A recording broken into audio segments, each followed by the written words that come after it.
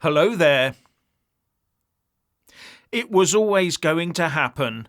In the end, draconian actions by central and local politicians with skewed woke and net zero views was always going to meet increasing opposition.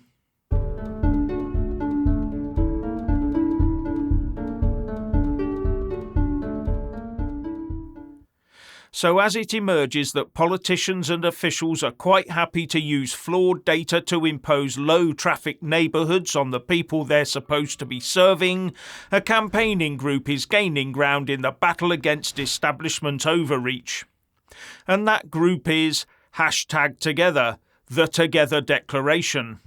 You can check them out from the link in the descriptions box below.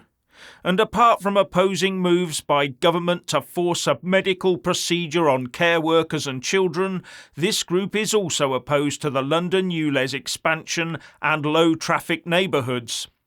And they want to axe the tax on fuel, gas and electricity, amongst other issues, such as protecting free speech. Now, what's this flawed data that politicians and their officials have been using? Well, according to the Times, they've been using traffic counters after they've imposed these driver-bashing schemes to prove that overall car use has fallen both inside and outside the scheme areas.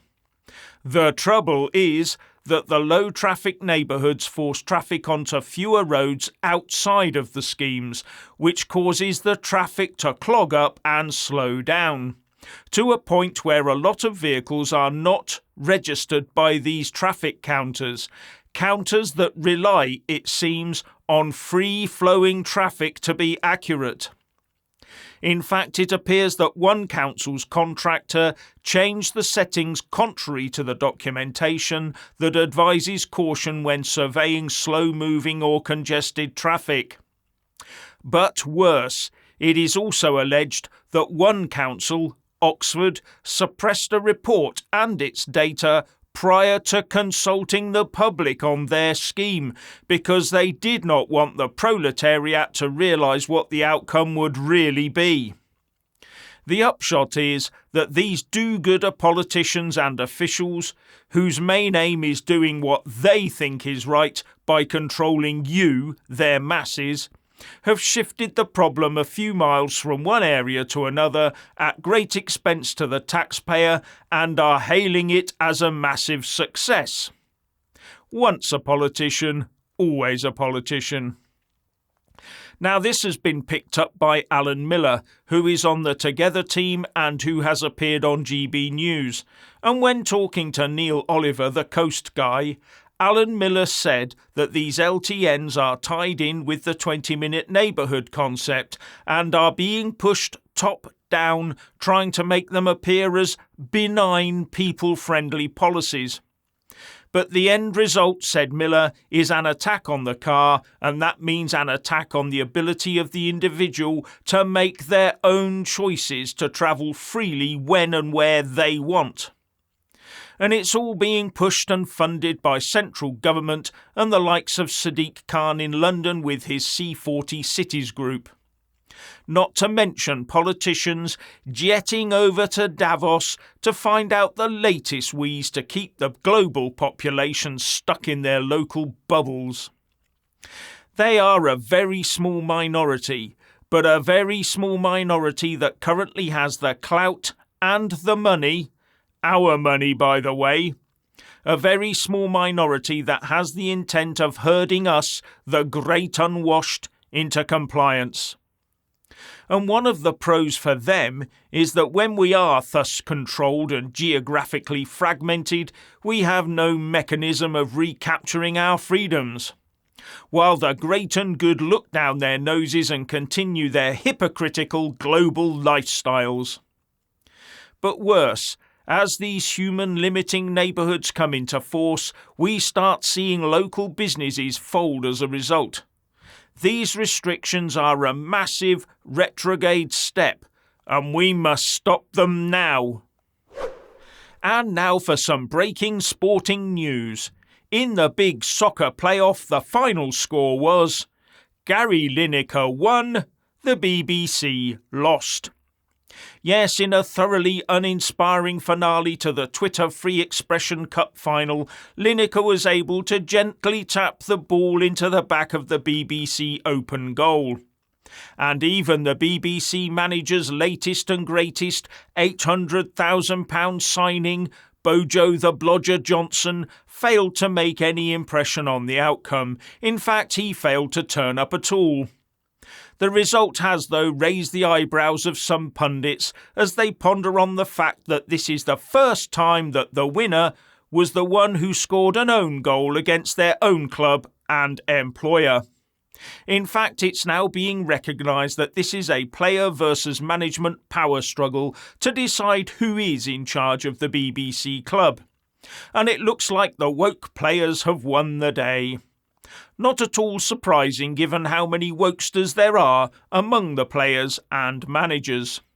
Something that is probably replicated across the public sector leagues as a whole. Will they be emboldened to go woke against their bosses too? So the BBC manager Tim Davie has been forced to apologise to Lineker and promised to change the ways of the BBC in order to better fit with the players' political beliefs, raising questions about who got at him. While Lineker thumbed his nose at the management by doubling down and continuing to make his politics as clear as day via Twitter. There is, of course, short-term celebration going on in the woke players' dressing rooms at the moment. They may well be looking forward to a future of using the BBC as their woke mouthpiece to push their open borders agenda and using their position within the BBC to legitimise those opinions. But once the new BBC impartiality rules are agreed and published, the woke players might find that some of them have to be replaced by those with differing views, so that the social media political outpourings of those that work for the impartial BBC is balanced. Otherwise, the BBC just becomes even more of a woke club by the woke, only for the woke. And broke would inevitably follow. And in more sporting news from the wealthy stakes racecourse, Rishi Sunak has fallen in a soggy heap at the water hurdle. Richard has more. How do I keep a straight face in this one? OK, so our Prime Minister, Rishi Sunak, has had the electricity grid upgraded in order to heat his swimming pool. Well, he hasn't broken the law, so what's wrong with him upgrading the electricity infrastructure in order to accommodate his electricity demands and needs, etc.? Well, nothing is wrong as long as he isn't pushing some net zero BS. Yeah, pushing that BS to stop the masses using so much energy when he is using an exorbitant amount of energy just to heat his swimming pool. And that makes him a hypocrite. Or, well, just as long as he isn't an unelected Prime Minister, which he is. And that makes him beyond contempt, in my opinion. He's a Poundland Kermit the Frog tribute artist with a large wallet, and that's it. If you are actually stupid enough to believe we live in a democratic society where your vote matters and our elected politicians are actually working in our best interests, then you are using up my oxygen, and I suggest you go and live in the sea. My best mate just had his combined fuel and electricity bill through for his house, his 2-bedroom house. And don't forget, he stays at his girlfriend's house 4 nights a week. Yet over a period from August until January, his bill for electricity and heating was £6,000. And no, he isn't growing any exotic herbs either. How is he supposed to pay that bill? People are struggling to heat their homes and pay for the basics, yet our beloved unelected Prime Minister has effectively required a small section of the national grid to heat his swimming pool. This really is rubbing our noses in it. Some of you will say, "Ah, Richard, you're just jealous." Jealous? Yes, I'm jealous of the fact that Rishi Sunak's children won't have to struggle like my son will. Well, I hope my son won't have to struggle anyway. But I'm not jealous of Rishi Sunak's eternal destination, that's for sure. Anyway, what do you think about our unelected frog and his swimming pool? Probably has his own heated lily pad. Leave your answer in the comment section below, and we will see you again tomorrow at 5:45 for your daily fix of Jeff and I.